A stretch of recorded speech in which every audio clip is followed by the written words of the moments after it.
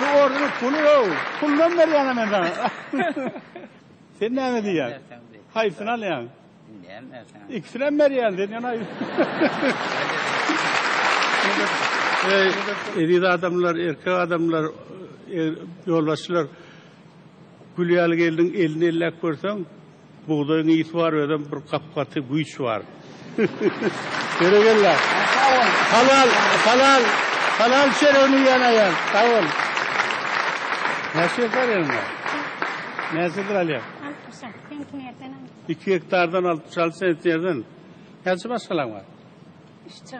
3 çağın var. Bir yollaşın ama. Yollaşın işleyen ya insan abi. Oğlum soraydın. Değil mi? Öyle ya, kutlu oldun ki lan. Şuna yere geçsene.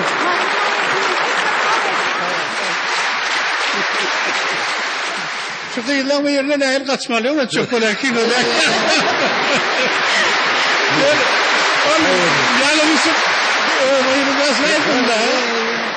Bilmem yalnızıp öğreyi basmayın diyor kıyıda. Ne? Seviyorsun tilalar. Oynadı. Nerede de oynadı mı? Ah Pamuk'ta değişim demedi. Devol oynadı. Kimi kahve?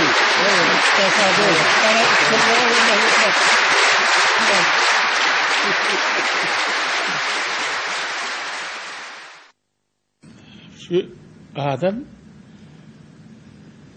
yüreği coşup gülüşüp mehirli etse ömrü uzak böyle. Ömrü böyle. Ben şöyle ruhnamadığım kişiliğine dayıyan şökmaz unuttu. Ömrü tehdit ediyen zatlar var sağlığa. Arası huvan olsun. Yoksa sen hafta huvanı demalsak ömrün ıyskalar. İyiyen çiyanın şu canına derman olsun. Sen tapan tufanın iyi mi? Şunda sen canın olur.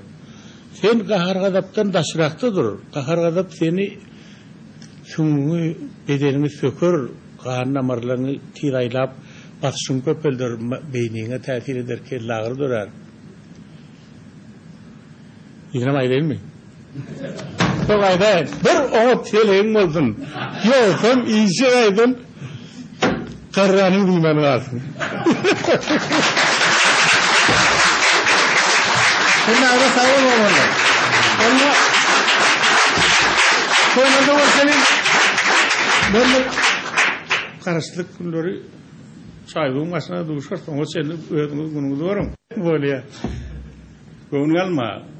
Düzel ver. Prezident sana diyermese uğruna bağırdır.